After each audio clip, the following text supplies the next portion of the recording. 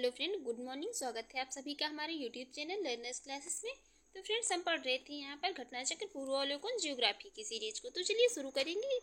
इसमें आज का हमारा जो है टॉपिक रहेगा वायुमंडल। तो चलिए देखेंगे वायुमंडल टॉपिक को। इससे पहले फ्रेंड्स, अगर आपको हमारी वीडियो अच्छी लगती है, वीडियो का कंटेंट आपको पसंद आता है, आपके एग्जाम के लिए हेल्पफुल रहता है, तो आप हमारे यूट्यूब चैनल पर पहली बार हैं तो चैनल को सब्सक्राइब कर लीजिएगा, वीडियो को लाइक कर दीजिएगा और शेयर करिए। और जो भी आपके सजेशन हो उसी कमेंट बॉक्स में जरूर बताइएगा। और यदि इसकी पीडीएफ चाहिए तो वीडियो के डिस्क्रिप्शन बॉक्स में टेलीग्राम का लिंक दे दिया गया है, वहाँ पर जाकर टेलीग्राम ग्रुप ज्वाइन कर लीजिए, वहाँ पर आपको इसकी पीडीएफ मिल जाएगी। तो चलिए देखेंगे वायुमंडल टॉपिक को। वायुमंडल जो है तो ये विभिन्न प्रकार की गैसों का यांत्रिक मिश्रण है। वायुमंडल वायुमंडल जो है तो एक ये मतलब विभिन्न प्रकार की, इसमें कई प्रकार की मतलब गैसें पाई जाती हैं। ये विभिन्न प्रकार की गैसों का जो है तो ये यांत्रिक मिश्रण है। इसमें मनुष्य, जंतुओं एवं पेड़ पौधों के जो है जीवन के लिए आवश्यक गैसें हैं। इसमें जैसे मतलब मनुष्यों के लिए और जो भी अन्य जीव जंतु हैं या पेड़ पौधे, सबको मतलब जीवित, जो जैसे कि है सब भी जीवित रह सके, इसलिए इसमें मतलब अनेक गैसों का जो है अनेक आवश्यक इसमें गैसों का मिश्रण है। जैसे ऑक्सीजन तथा ये पौधों के जीवन के लिए जो है कार्बन डाइऑक्साइड पाई जाती है। ऑक्सीजन जो है तो ऑक्सीजन तथा ये पौधों के जीवन के लिए क्या है, कार्बन डाइऑक्साइड पाई जाती है। वायुमंडल के संगठन में कई गैसों का योगदान होता है। वायुमंडल का मतलब जो बनता है वायुमंडल के संगठन में जो है तो इसमें कई गैसों का योगदान होता है। आगे हम उन सभी गैसों को देखेंगे, जिनमें लगभग जो है कितना 99% भाग केवल किसका होता है, नाइट्रोजन और ऑक्सीजन का होता है। इसमें केवल जो है वायुमंडल के में जो है जितनी गैसें होती हैं उनके में लगभग सबका जो है मतलब परसेंट की बात की जाए तो सबसे ज़्यादा परसेंट किसका होता है, नाइट्रोजन और ऑक्सीजन का होता है, जो कितना होता है 99% होता है। और शेष मतलब लगभग शेष 1% भाग जो होता है तो वो ये सभी गैसें होती हैं, जिसमें शामिल है argon, carbon dioxide, neon, krypton, helium और हाइड्रोजन तथा जीनान आदि गैसें इसमें 1% में सम्मिलित होती हैं। और 99% होती है कौन सी, नाइट्रोजन और ऑक्सीजन। नाइट्रोजन और ऑक्सीजन जो है तो ये मुख्यतः पाई जाती है वायुमंडल में। अब हम बात कर लेंगे जो वायुमंडल की प्रमुख गैसें हैं। नाइट्रोजन पाई जाती है, इसके यहाँ पर फार्मूला भी देख लेंगे, N2, oxygen O2, argon AR, carbon dioxide CO2। बाकी यहाँ पर ये इसका जो द्रव्यमान परसेंट है ये इतने इंपॉर्टेंट नहीं है, अगर पूछा भी जाएगा एग्जाम में तो मतलब ये पूछा जा सकता है कि मुख्यतः कौन सी पाई जाती है, या मतलब सीरियल इनका पूछा जा सकता है। नेक्स्ट जो है कार्बन डाइऑक्साइड CO2, नियान जो कि यानी हीलियम He और क्रिप्टॉन Kr, हाइड्रोजन S2 या जेनान Xe। जेनान जो है Xe, ये सभी गैसों का जो है संगठन होता है वायुमंडल में, जिसमें सबसे ज़्यादा कौन सी होती है, तो सबसे ज़्यादा नाइट्रोजन और ऑक्सीजन होती हैं। आगे बात करेंगे यहाँ पर वायुमंडल में भारी गैसें जो होती हैं तो निचले भाग पर रहती हैं तथा हल्की गैसें जो होती हैं तो ऊपरी भाग पर पाई जाती हैं। वायुमंडल जो है इसमें तो जो भारी गैसें हैं वो निचले भाग पर पाई जाती हैं, जो हल्की गैसें हैं वो ऊपरी भाग पर पाई जाती हैं। इस प्रकार कार्बन डाइऑक्साइड जो है तो धरातल से कितने 20 किलोमीटर ऊंचाई तक पाई जाती है। ऑक्सीजन तथा नाइट्रोजन जो है तो ये 100 किलोमीटर ऊंचाई तक पाई जाती है। कार्बन डाइऑक्साइड जो है तो ये धरातल से कितने 20 किलोमीटर ऊंचाई तक ही मात्र पाई जाती है। ऑक्सीजन तथा हाइड्रोजन जो है तो ये 100 किलोमीटर ऊंचाई तक पाई जाती है। ऑक्सीजन और हाइड्रोजन जो है तो ये 125 किलोमीटर ऊंचाई तक तथा ओजोन को छोड़कर अन्य गैसें जो है इससे अधिक भी ऊंचाई पर पाई जाती हैं। हाइड्रोजन 125 किलोमीटर की ऊंचाई तक पाई जाती है वायुमंडल में, और ओजोन को छोड़ करके बाकी सभी जो गैसें हैं तो वो मतलब इससे भी अधिक ऊंचाई पर पाई जाती हैं। वायुमंडल जो है तो वायुमंडल अलग अलग घनत्व तथा तापमान वाली ये विभिन्न परतों का बना होता है। तापक्रम और वायु दाब के आधार पर क्या होता है, ये वायुमंडलीय परतों का धरातल से ऊपर की ओर जो है विभाजित क्रम होता है। तो हम यहाँ पर ये मतलब यहाँ पर ये मैप की हेल्प से भी देख सकते हैं, मतलब इसकी सभी परतों को और कौन कौन सी परत में मतलब कौन कौन सी घटनाएं होती हैं, हम इसमें आगे पढ़ेंगे। इसकी जो है वायुमंडल की किस लेयर में कौन सी घटनाएं होती हैं। तो सबसे पहले देखेंगे इसको परिवर्तन मंडल या क्षोभ मंडल या ट्रोपोस्फियर भी कहते हैं। वायुमंडल के वायुमंडल की जो सबसे निचली परत है इसको क्या कहा जाता है, क्षोभ मंडल कहते हैं या ट्रोपोस्फियर। वायुमंडल की सबसे निचली परत। मौसम की प्राय जो सभी घटनाएं होती हैं, जो मौसमी घटनाएं होती हैं, जैसे बादल, ये ओला, कोहरा, तुषार, मेघ गर्जन, आंधी, तूफान, विद्युत प्रकाश आदि सम्मिलित होती हैं। तो ये सभी घटनाएं कहाँ पर होती हैं, तो ये इसी ट्रोपोस्फियर लेयर है, इसी में होती हैं। क्षोभ मंडल की सर्वाधिक महत्वपूर्ण विशेषता यह है कि इसकी जो है बढ़ती ऊंचाई के साथ साथ क्या होता है, 1000 मीटर या मतलब 1 किलोमीटर पर जो है तो ये 6.5 डिग्री सेंटीग्रेड की दर से क्या होता है, तापमान में कमी होती जाती है। और तापमान की जो है मतलब तापमान की गिरावट की इस दर को क्या कहते हैं, तो ये सामान्य पतन कहते हैं तापमान का। जो ये मतलब कमी होती जाती है तो इसको ये क्या कहते हैं, इस दर को मतलब तापमान का सामान्य पतन दर कहते हैं। ग्रीष्म काल में जो है तो क्षोभ मंडल की ऊंचाई बढ़ जाती है। ग्रीष्म काल में क्या है, क्षोभ मंडल की ऊंचाई बढ़ जाती है, जबकि शीतकाल में घट जाती है। जो ये ट्रोपोस्फियर लेयर है तो इसकी जो है मतलब गर्मियों में क्या है ऊंचाई बढ़ जाती है और ठंडियों में क्या है कम हो जाती है। ये ट्रोपोस्फियर में आर्द्रता ग्राही नाभिकों की उपस्थिति के जो है कारण क्या होता है, बादलों का निर्माण होता है। और क्षोभ मंडल की ऊंचाई ध्रुवों पर कम, क्षोभ मंडल जो है तो इसकी ऊंचाई जो है ध्रुवों पर कम होती है, जबकि विषुवत रेखा पर अधिक होती है। नासा के अनुसार जो है तो क्षोभ मंडल में लगभग 8 से लेकर के 15 किलोमीटर है। क्षोभ मंडल की ऊंचाई जो है लगभग मतलब ये नासा की रिपोर्ट के अनुसार जो है तो ये 8 से लेकर के 15 किलोमीटर तक है। और वही इसकी औसत ऊंचाई की बात की जाए तो ये 12 किलोमीटर मानी जाती है। क्षोभ मंडल की ऊपरी सीमा को क्या कहते हैं, तो ये ट्रोपोपॉज कहते हैं। ऊपरी सीमा जो है इसकी क्षोभ मंडल की ट्रोपोस्फियर की जो ऊपरी लेयर है इसको ट्रोपोपॉज कहा जाता है। लियो फिलिप टीजरेंट डीबोर्ट जो थे, इन्होंने वायुमंडल ने जो है वायुमंडल को परतों में बांटा था। ये मतलब इन्होंने वायुमंडल को परतों में बांटा था और उन्होंने निचली परत जो है इसको ट्रोपोस्फियर कहा था। निचली परत जो ट्रोपोस्फियर कहा था एवं ऊपरी परत को जो है तो स्ट्रेटोस्फियर नाम दिया था। नेक्स्ट बात करेंगे अब स्ट्रेटोस्फियर या समताप मंडल की। समताप मंडल जो है तो पृथ्वी की वायुमंडल की दूसरी परत है। पहली है जो है तो ट्रोपोस्फियर है, दूसरी है कौन सी, स्ट्रेटोस्फियर। मतलब इसका कभी कभी क्या है अरेंजमेंट मतलब पूछ दिया जाता है एग्जाम में, तो इनको हम मतलब एक सीक्वेंस में याद रखेंगे। तो सबसे पहली जो है तो ट्रोपोस्फियर, दूसरी है कौन सी, स्ट्रेटोस्फियर। स्ट्रेटोस्फियर जो है तो पृथ्वी के ये वायुमंडल की दूसरी प्रमुख परत है। यह परत जो है तो ये क्षोभ मंडल तथा मध्य मंडल के बीच में स्थित होती है। ये जो स्ट्रेटोस्फियर लेयर है तो ये क्षोभ मंडल और मध्य मंडल के बीच में स्थित होती है। और समताप मंडल का विस्तार जो है तो क्षोभ मंडल की ऊपरी सीमा से लेकर के ये 50 किलोमीटर की ऊंचाई तक माना जाता है। बाकी समताप मंडल बहुत ही जो शुष्क है तथा यहाँ की वायु में जलवाष्प की जो है बहुत ही कम मात्रा पाई जाती है, इसलिए इस मंडल में बादल तथा अन्य मौसमी घटनाएं जो है मतलब बहुत कम होती हैं। इसमें जो ये स्ट्रेटोस्फियर लेयर है इसमें जो है मौसमी घटनाएं बिल्कुल मतलब नामात्र होती हैं, बहुत ही कम होती हैं। और व्यावसायिक जेट विमान जो है तो ये वायुमंडलीय मतलब विक्षोभ से बचने के लिए निचली समताप मंडल को उड़ान भरने हेतु आदर्श मानते हैं। जो ये मतलब जेट विमान वगैरह होते हैं तो ये किसमें, ये इसी लेयर में उड़ते हैं। और ओजोन परत का अधिकांश भाग जो है तो समताप मंडल से जो है कितना 10 से 50 किलोमीटर की ऊंचाई पर पाई जाती है। ओजोन लेयर जो है तो इसका अधिकांश भाग कहाँ पर, तो इसका अधिकांश भाग जो है तो इसी स्ट्रेटोस्फियर लेयर में 10 से लेकर के 50 किलोमीटर की ऊंचाई तक पाई जाती है। परंतु जो है क्या है, परंतु ओजोन जो है तो ओजोन का परत के रूप में सर्वाधिक संकेंद्रण ये समताप मंडल में लगभग कहाँ का कितना है, तो ये जो मतलब सर्वाधिक संकेंद्रण जो है तो ये 15 से लेकर के 35 किलोमीटर तक है। परंतु यह परत जो है तो मानव जीवन के लिए अत्यधिक आवश्यक है। ये जो ओजोन लेयर है तो मतलब ये मानव जीवन के लिए अत्यधिक आवश्यक होती है। और ओजोन परत सूर्य से आने वाली जो अल्ट्रावायलेट रेडिएशन होती है उनका अवशोषण करके जो है पृथ्वी पर आने से रोकती होती है। ओजोन लेयर हमारी जो है तो क्या है, जो सूर्य से मतलब जो भी हानिकारक किरणें जो अल्ट्रावायलेट रेडिएशन आती हैं उनको क्या है पृथ्वी पर आने से रोकती है। और ये किरणें मतलब बहुत ही हानिकारक होती हैं क्योंकि इनसे जो है त्वचा का कैंसर का खतरा होता है और अन्य भी मतलब कई बीमारियां इनसे होने का खतरा बना रहता है। समताप मंडल के निचले सतह पर कभी कभी जो है सिरस बादल या उच्च कपासी सदृश बादल दिखाई पड़ते हैं। इन बादलों को क्या कहा जाता है, तो इन बादलों को ये मदर ऑफ पर्ल क्लाउड्स या नैक्रियस क्लाउड कहा जाता है। समताप मंडल की ऊपरी सीमा जो है तो इसको क्या कहते हैं, समताप मंडल की जो ऊपरी सीमा है तो इसको कहते हैं स्ट्रेटोपॉज। क्या कहते हैं, स्ट्रेटोपॉज कहा जाता है। अब यहाँ पर हम बात कर लेंगे, यहाँ पर देख लेंगे जो है यहाँ पर इसकी ये इस मैप में सभी जो है मतलब इसकी लेयर्स को वायुमंडल की तो सबसे पहले कौन सी पाई जाती है, तो ये सबसे पहले मतलब जो है यही क्षोभ मंडल या ट्रोपोस्फियर पाई जाती है। इसको मतलब यहाँ पर ये दो पार्टों में डिवाइड किया गया क्षोभ मंडल में, क्योंकि यहाँ पर ये इसको जो है तो ये क्षोभ सीमा यहाँ से जो है खत्म होती है, तो यहाँ पर ये ओजोन लेयर भी यहाँ पर पाई जाती है।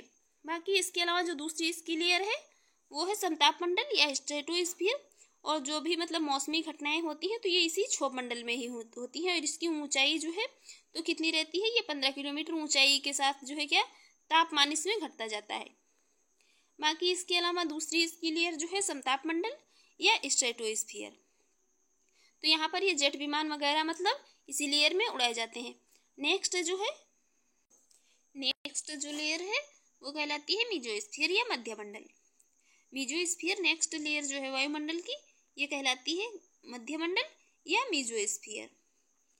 और यहाँ पर इसकी ऊंचाई जो है कितनी होती है, ऊंचाई जो है इसकी 50 से लेकर के मतलब धरातल से जो है कितनी, ये लेयर जो है तो धरातल से लेकर के ही मतलब कितनी ऊंची होती है, तो 50 से कितनी 80 किलोमीटर तक ऊंचाई होती है। यहाँ पर क्या होता है, ऊंचाई के साथ साथ जो है इसका मतलब तापमान भी घटता जाता है। इस लेयर में जब जाएंगे तो यहाँ पर क्या होगा, टेम्परेचर मतलब यहाँ पर कम मिलेगा। ऊंचाई के साथ साथ जैसे मतलब लेयर्स में आगे जाएंगे वहाँ पर तो टेम्परेचर जो है वहाँ पर घटता हुआ मिलेगा। नेक्स्ट है आयन मंडल। इसकी नेक्स्ट लेयर जो है आयन मंडल। नेक्स्ट लेयर ये जो आयन मंडल या आयनोस्फीयर है, तो यहाँ पर ये क्या होता है, जो भी मतलब ये रेडियो तरंगों को परिवर्तित करने की जो भी घटनाएं होती हैं तो ये यहीं पर होती है इसी मतलब ये आयनोस्फीयर लेयर में। नेक्स्ट है बहिर्मंडल, बाह्यमंडल या एक्सोस्फीयर। यहाँ पर ये ऊंचाई के साथ साथ यहाँ पर मतलब इसमें क्या है, यहाँ पर देखिए यहाँ तक अभी तक था मतलब यहाँ पर क्या ऊंचाई के साथ साथ तापमान घट रहा था, किंतु यहाँ पर जो है तो ऊंचाई के साथ जो है तापमान यहाँ पर बढ़ता हुआ मिलेगा। और यहाँ पर जो है तो टेम्परेचर यहाँ पर जो है वायुमंडल में तापमान कितना होगा, तो यहाँ पर 1000 डिग्री से लेकर के 1000 मतलब डिग्री से अधिक यहाँ पर टेम्परेचर हो सकता है। और इसकी ऊंचाई जो है तो ये 640 किलोमीटर है। चलिए देखते हैं नेक्स्ट यहाँ पर जो था मीजोस्फीयर। मीजोस्फीयर लेयर जो है तो मध्यमंडल का विस्तार धरातल से लगभग कितना 50 से लेकर के 80 किलोमीटर की ऊंचाई तक पाया जाता है। और इस मंडल को जो है तो नाक्टी लूसेंट, इस मंडल में जो है तो ये इसमें क्या नाक्टी लूसेंट बादलों अथवा ये निशादीप्त जो बादलों का ध्रुव के ऊपर क्या है सर्दियों में दर्शन होता है। और इन बादलों का निर्माण जो है तो उल्का धूल एवं संवहनीय प्रक्रिया द्वारा ऊपर लाई गई ये जो आर्द्रता के सहयोग से संघनन होने से होता है। और इस मंडल में जो है ऊंचाई के साथ साथ इस मंडल में जो है तो ऊंचाई के साथ साथ क्या होती है, तापमान में गिरावट होती है। और मंडल की ऊपरी सीमा पर तापमान जो है लगभग कितना, जो ऊपरी सीमा होती है तो वहां पर टेम्परेचर लगभग कितना होता है, ये -100 डिग्री मतलब 100 डिग्री होता है। हम यहाँ पर जो है तापमान लगभग कितना 100 डिग्री तक पहुंच जाता है। और मध्यमंडल की जो ऊपरी सीमा होती है इसको क्या कहते हैं, इसको मेसोपाज कहते हैं। मध्यमंडल की जो ऊपरी सीमा है इसको मेसोपाज कहते हैं। नेक्स्ट है तापमंडल या थर्मोस्फीयर। तापमंडल या थर्मोस्फीयर ये मध्यमंडल के ऊपर स्थित वायुमंडल के भाग को तापमंडल कहते हैं। और ये लेयर जो होती है तो ये मध्यमंडल के ऊपर स्थित होती है।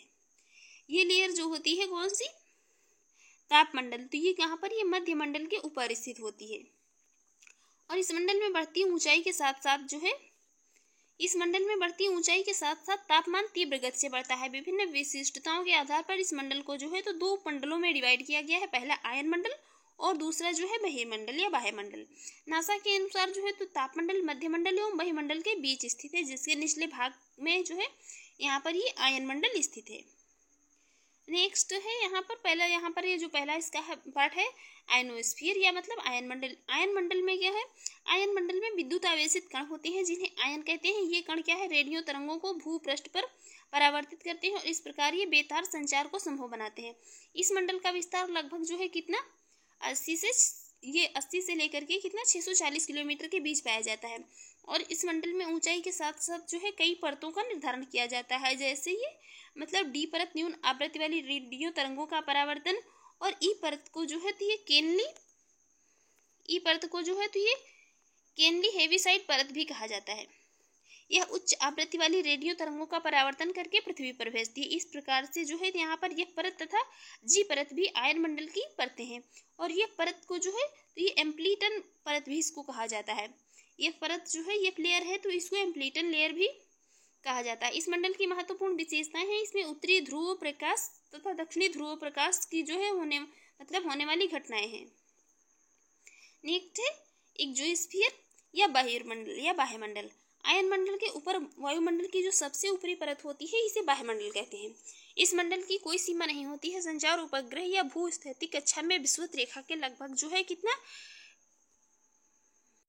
ये विषुवत रेखा के लगभग जो है 36,000 किलोमीटर की ऊंचाई पर स्थापित किए जाते हैं और वायुमंडलीय स्तरों पर ये 640 किलोमीटर के ऊपर बहिर्मंडल होता है इसका विस्तार पाया जाता है।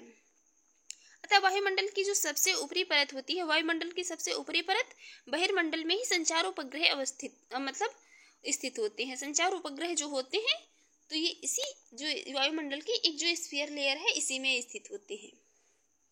अब हम देखेंगे क्वेश्चन को यहाँ पर। तो पहला क्वेश्चन है यहाँ पर, वायुमंडल में कई प्रकार की गैस, वायुमंडल जो है तो ये कई प्रकार की गैसों के मिश्रण से बना है। पृथ्वी के नजदीक वायुमंडल में मुख्यतः पाई जाती है। पृथ्वी के नजदीक वायुमंडल में मुख्यतः पाई जाने वाली गैसें कौन कौन सी हैं? राइट आंसर हो जाएगा यहाँ पर ऑप्शन ए, नाइट्रोजन तथा ऑक्सीजन। नाइट्रोजन तथा ऑक्सीजन गैसें जो हैं तो ये वायुमंडल में मतलब नजदीक पाई जाती है और सर्वाधिक मतलब इनका मात्रा भी जो है सर्वाधिक है। देख लेंगे इसकी एक्सप्लेन। भारी गैसें वायुमंडल के निचले भाग में तथा हल्की गैसें ऊपरी भाग में पाई जाती। इस प्रकार कार्बन डाइऑक्साइड जो है तो ये धरातल से कितने 20 किलोमीटर की ऊंचाई तक जो है, ऑक्सीजन तथा नाइट्रोजन जो है तो ये लगभग 100 किलोमीटर तक जो है, हाइड्रोजन लगभग जो है कितने 125 किलोमीटर तक तथा ओजोन को छोड़कर के अन्य गैसें जो है इससे अधिक ऊंचाई पर पाई जाती हैं। नेक्स्ट क्वेश्चन, वायुमंडल का सबसे अधिक जो है, वायुमंडल में सबसे अधिक किस गैस का प्रतिशत है? परसेंट की बात हो रही है, किस गैस का सबसे अधिक परसेंट है यहाँ पर? तो सबसे अधिक किसका था? कार्बन का, नाइट्रोजन का, ऑक्सीजन का या हाइड्रोजन का, किसका है? राइट आंसर हो जाएगा ऑप्शन बी, नाइट्रोजन का। नाइट्रोजन जो है कितनी पाई जाती है? 78.084% पाई जाती है वायुमंडल में। नेक्स्ट, निम्नलिखित में से कौन सी एक वायुमंडल में स्थायी गैस है? वायुमंडल में स्थायी गैस जो है तो कौन सी है? यही है, नाइट्रोजन है। देखेंगे नेक्स्ट क्वेश्चन, देख लेते हैं इसकी एक्सप्लेन। वायुमंडल में स्थायी गैस उन गैसों को कहा जाता है जिनका परसेंट दिन प्रतिदिन बढ़ता मतलब बदलता नहीं है। ये स्थायी गैसें में कहलाती हैं वायुमंडल में जिनका परसेंट जो है दिन प्रतिदिन क्या होता है, नहीं बदलता है। और इन गैसों में मुख्यतः जो है तो नाइट्रोजन, ऑक्सीजन एवं आर्गन को रखा गया है। वायुमंडल में 3 गैसों को छोड़कर के शेष सभी गैसों की परसेंट जो है मतलब क्या है, अत्यंत न्यून होती है और कुछ गैसों की परसेंट जो है परिस्थितियों के अनुसार बदलती रहती है। इसलिए इन सभी गैसों को क्या है, अस्थायी गैसों की श्रेणी में इनको रखा गया है। देखेंगे नेक्स्ट क्वेश्चन। नेक्स्ट क्वेश्चन है, पृथ्वी के धरातल से ऊपर की ओर वायुमंडल के विभिन्न स्तरों का सही यहाँ पर अनुक्रम पूछा गया है, सही सीक्वेंस पूछा गया है नीचे से ऊपर की ओर। नीचे से ऊपर की ओर तो सबसे पहले यहाँ पर क्या आ जाएगा? सबसे पहले आएगा क्षोभ मंडल, फिर उसके बाद संताप मंडल, फिर मध्य मंडल, फिर आ जाएगा आयन मंडल। यहाँ पर आयन मंडल बीच में आ गया, यहाँ पर भी बीच में, यहाँ पर संताप मंडल पहले आ गया। तो राइट आंसर हो जाएगा कौन सा? ऑप्शन सी।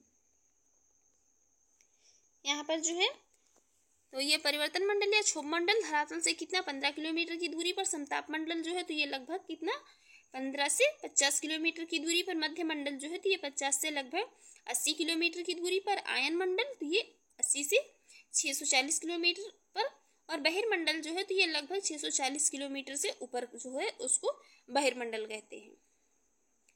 नेक्स्ट क्वेश्चन है यहाँ पर, वायुमंडल की लंबवत संरचना में सबसे निचली सतह कौन सी है?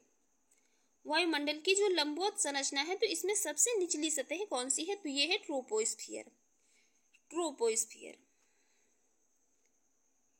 वायुमंडल की लंबवत संरचना में सबसे निचली सतह जो है ये इसको ट्रोपोस्फियर कहते हैं। इसकी औसत ऊंचाई 12 किलोमीटर है। सभी मौसमी घटनाएं इसी में होती हैं, जैसे वर्षा, कोहरा, ओलावृष्टि आदि इसी सतह में जो है पाई जाती है। देखेंगे नेक्स्ट क्वेश्चन। नेक्स्ट क्वेश्चन है, वायुमंडल की 4 परतें हैं। यहाँ पर इनका भी मतलब सही अवरोही क्रम बताना है। वायुमंडल की चारों लेयर यहाँ पर दी गई है, इनका सही अरेंजमेंट करना है तो सबसे पहले आ जाएगी कौन सी, सबसे पहले आ जाएगी क्षोभ मंडल। सबसे पहले आएगा क्षोभ मंडल। क्षोभ मंडल के बाद जो है यहाँ पर इनका क्रम जो है कौन सा, अवरोही क्रम पूछा जा रहा है। इनका अवरोही क्रम क्या होगा, तो अवरोही क्रम में आरोही क्रम की बात होती है तो सबसे पहले क्षोभ मंडल आ जाता है, लेकिन बात हो रही अवरोही क्रम की तो सबसे पहले आ जाएगा आयन मंडल। आयन मंडल के बाद में आएगा मध्य मंडल, फिर समताप मंडल और सबसे लास्ट में जो है आएगा क्षोभ मंडल। तो यहाँ इस प्रकार राइट आंसर हो जाएगा कौन सा, ऑप्शन ए 1 2 3 4 देख लेंगे। देखते हैं नेक्स्ट क्वेश्चन। नेक्स्ट क्वेश्चन है यहाँ पर, निम्नलिखित वायुमंडलीय क्षेत्रों को पृथ्वी की सतह से दूरी के अनुसार बढ़ते क्रम में व्यवस्थित करें। यहाँ पर इनको बढ़ते क्रम में बताना है, बढ़ते क्रम में इनका सही अरेंजमेंट करना है, सही सीक्वेंस में इनको लगाना है बढ़ते क्रम में। तो सबसे पहले बढ़ते क्रम में आ जाएगी, सबसे पहले आएगी इसमें ट्रोपोस्फियर। ट्रोपोस्फियर के बाद में आएगी स्ट्रेटोस्फियर लेयर। ट्रोपोस्फियर लेयर के बाद में आएगी, क्योंकि बढ़ते क्रम में यहाँ पर सतह से दूरी के अनुसार बढ़ते क्रम में, मतलब कैसे नीचे से ऊपर की ओर, नीचे से ऊपर की ओर, यूं यूं ऐसे यहाँ से इस मतलब सीक्वेंस में इनको लगाना है। तो सबसे पहले आएगी ट्रोपोस्फियर। ट्रोपोस्फियर के बाद में आ जाएगी, ट्रोपोस्फियर के बाद में आएगी स्ट्रेटोस्फियर। स्ट्रेटोस्फियर के बाद में मेसोस्फियर। मेसोस्फियर के बाद में आएगी थर्मोस्फियर लेयर। तो यहाँ पर इस प्रकार राइट आंसर हो जाएगा कौन सा, दिखती है राइट आंसर हो जाएगा ऑप्शन डी, सबसे बाद में आएगी थर्मोस्फियर लेयर। नेक्स्ट क्वेश्चन, अधिकांश मौसम गतिविधियां जिस वायुमंडलीय परत में होती हैं वह है। अधिकांश जो मौसमी गतिविधियां होती हैं वो होती हैं कहाँ पर, क्षोभ मंडल में। नेक्स्ट क्वेश्चन है यहाँ पर, समताप मंडल को जेट विमानों की उड़ान के लिए आदर्श माना जाता है, क्योंकि समताप मंडल जो होता है तो इसको मतलब जेट विमान जो है इनकी उड़ान के लिए आदर्श माना जाता है। ऐसी क्या मतलब बात है यहाँ पर, ऐसी क्या इसकी एक विशेषता है। तो यहाँ पर 4 स्टेटमेंट दिए हैं, बस देखते हैं। इस परत में उपस्थित ओजोन के कारण ईंधन की खपत कम होती है। तो यहाँ पर ईंधन की खपत और ओजोन लेयर से यहाँ पर कोई मतलब नहीं है। बाकी दूसरा स्टेटमेंट लिख रहा है, इस परत में तापमान सम रहता है जो इंजन की दक्षता के लिए अनुकूल परिस्थिति है। दूसरा स्टेटमेंट भी इनकरेक्ट है। तीसरा स्टेटमेंट लिख रहा है, यह परत विभाग जो है मतलब विमान भेदी ये शस्त्रों की मारक सीमा से बाहर है। यह परत विमान भेदी जो है शस्त्रों की मारक सीमा से बाहर है। ये स्टेटमेंट भी इनकरेक्ट है। राइट आंसर हो जाएगा ऑप्शन डी, इस परत में बादल तथा अन्य मौसमी घटनाएं नहीं होती हैं, इसीलिए जो है यहाँ पर इसको जेट विमान वगैरह के लिए सेफ माना जाता है। इसमें इनको जो है उड़ाया जाता है, मतलब इनको इसी में उड़ाया जाता है जेट विमानों को समताप मंडल में, समताप मंडल लेयर में। देख लेते हैं इसकी एक्सप्लेन में कुछ खास नहीं है, चारों स्टेटमेंट लिखे हैं, देखेंगे नेक्स्ट क्वेश्चन। नेक्स्ट क्वेश्चन है, ओजोन परत स्थित है। ओजोन लेयर जो है स्थित है कहाँ पर, ओजोन परत स्थित है। तो ओजोन परत स्थित है कहाँ पर, ये स्थित है समताप मंडल में। ओजोन परत कहाँ पर स्थित है, समताप मंडल में। राइट आंसर हो जाएगा कौन सा, ऑप्शन सी। देख लेते हैं इसकी एक्सप्लेन। ओजोन लेयर जो है तो ये स्ट्रेटोस्फीयर के निचले भाग में लगभग 15 से लेकर के 35 किलोमीटर की ऊंचाई तक पाई जाती है। इस परत की अधिकतम ऊंचाई जो है कितनी, 55 किलोमीटर तक बताई जाती है, परंतु ओजोन का जो है परत के संकेंद्रण के रूप में लगभग कितना, 15 से 35 किलोमीटर तक ही है। नेक्स्ट क्वेश्चन है, ओजोन परत स्थित है, तो ओजोन परत कहाँ स्थित है, ये समताप मंडल में स्थित है। नेक्स्ट क्वेश्चन है, सूरज से निकले विनाशकारी रेडिएशन से निम्न में से कौन जीवन सुरक्षा करता है। सूरज से निकलने वाली जो मतलब अल्ट्रावायलेट रेडिएशन होती है तो उनसे कौन जीवन सुरक्षित करता है। तो धुआं तो वैसे भी मतलब हानिकारक है, कौन, ओजोन लेयर। राइट आंसर हो जाएगा ऑप्शन सी, ओजोन की परत। देख लेंगे इसकी एक्सप्लेन। ओजोन परत सूर्य से निकलने वाले विनाशकारी रेडिएशन से पृथ्वी पर जो है जीवन की सुरक्षा करती है। यह भूतल पर पराबैंगनी विकिरण को रोककर पृथ्वी को पराबैंगनी किरणों के दुष्प्रभाव से बचाता है। यह पृथ्वी के वायुमंडल के जो है ये स्ट्रेटोस्फीयर में धरातल से लगभग 15 से 35 किलोमीटर की ऊंचाई पर पाई जाती है। ओजोन ऑक्सीजन के जो है 3 परमाणुओं में से युक्त एक अणु है। इसका रंग कैसा होता है? तो ये नीले कलर की होती है। नेक्स्ट क्वेश्चन है यहाँ पर, समताप मंडल में ओजोन परत का कार्य है। समताप मंडल में ओजोन परत जो है तो इसका कार्य क्या है? इसका कार्य भूमंडलीय ताप से कोई मतलब नहीं है, भूकंप की आवृत्ति से भी नहीं है, ना ही मानसूनों की विफलता से है। बाकी भूतल पर जो पराबैंगनी विकिरण पात को थामना है, अल्ट्रावायलेट को धरती पर आने से रोकना है इसका काम। नेक्स्ट है ओजोन परत बताती है। तो ओजोन परत है पृथ्वी की सतह से 15-20 किलोमीटर ऊपर वायुमंडल की परत जो है उसको कहते हैं ओजोन लेयर। नेक्स्ट क्वेश्चन है, पृथ्वी की सतह से ऊपर ओजोन परत की ऊंचाई जो है तो कितनी है? 15 से लेकर के 20 किलोमीटर। नेक्स्ट क्वेश्चन, रेडियो तरंगों के विक्षेपण के लिए वायुमंडल के निम्नलिखित स्तरों में से कौन सा स्तर उत्तरदायी है? कौन सा स्तर जो है यहाँ पर उत्तरदायी है? रेडियो तरंगों के विक्षेपण की बात हो रही है, तो रेडियो तरंगों के विक्षेपण के लिए उत्तरदायी है कौन सा? आयन मंडल या आयनोस्फीयर। राइट आंसर हो जाएगा ऑप्शन डी। देख लेते हैं इसकी एक्सप्लेन। रेडियो तरंगों के विक्षेपण या मतलब परावर्तन मंडल आयनोस्फीयर से होता है। इस मंडल में घटित होने वाली अन्य प्रमुख घटनाएं हैं जो है कि ये जो कॉस्मिक रे मतलब रेज होती हैं का परिलक्षण, जो मतलब ये ब्रह्मांड किरणें होती हैं इनका परिलक्षण, और जो उत्तरी ध्रुव प्रकाश होता था, दक्षिणी ध्रुव प्रकाश के दर्शन। नेक्स्ट क्वेश्चन है यहाँ पर, उत्तरीय ध्रुव प्रकाश के लिए वायुमंडल की कौन सी परत जिम्मेदार है? उत्तरी ध्रुव प्रकाश के लिए वायुमंडल की कौन सी परत जिम्मेदार है? तो ये जिम्मेदार है कौन सी? आयन मंडल लेयर। नेक्स्ट क्वेश्चन है, बेतार संचार पृथ्वी की सतह को निम्नांकित द्वारा परावर्तित किया जाता है। बेतार संचार पृथ्वी की सतह को निम्नांकित किसके द्वारा यहाँ पर परावर्तित किया जाता है? तो ये परावर्तित किया जाता है किसके द्वारा? आयन मंडल के द्वारा, आयन मंडल या आयनोस्फीयर लेयर के द्वारा। देखेंगे नेक्स्ट क्वेश्चन। नेक्स्ट क्वेश्चन है यहाँ पर, वायुमंडल की कौन सी परत दूर संचार प्रणाली के लिए प्रयोग होती है? वायुमंडल की कौन सी लेयर जो है तो ये दूर संचार प्रणाली के लिए इसका यूज किया जाता है। तो राइट आंसर हो जाएगा यहाँ पर ऑप्शन डी, आयनोस्फीयर या आयन मंडल। नेक्स्ट क्वेश्चन है, संचार उपग्रह वायुमंडल के किस स्तर में अवस्थित होते हैं? संचार उपग्रह वायुमंडल के किस स्तर में अवस्थित होते हैं? ये स्थित होते हैं कहाँ पर संचार उपग्रह? तो राइट आंसर हो जाएगा बहिर्मंडल या बाह्यमंडल में। देख लेंगे इसकी एक्सप्लेन। संचार उपग्रह जो है तो ये भूस्थैतिक कक्षा में विषुवत रेखा से लगभग कितने 36,000 किलोमीटर की ऊंचाई पर स्थापित किए जाते हैं। वायुमंडलीय स्तरों में लगभग 640 किलोमीटर के ऊपर जो है बहिर्मंडल का विस्तार पाया जाता है, और वायुमंडल की सबसे ऊपरी परत बहिर्मंडल में ही संचार उपग्रह स्थापित किए जाते हैं, मतलब अवस्थित रहते हैं। नेक्स्ट क्वेश्चन है यहाँ पर, सही सुमेल करना है कौन से वायुमंडलों के स्तरों पर उनके अभिलक्षणों में सही सुमेलन है। कौन सा यहाँ पर सही सुमेलित है? तो पहला वाला है जो मौसमी घटनाएं होती है किसमें? क्षोभ मंडल में, करेक्ट है। मौसमी घटनाएं होती हैं कहाँ पर? क्षोभ मंडल में, करेक्ट है। ओजोन लेयर पाई जाती है समताप मंडल में, ये भी करेक्ट है।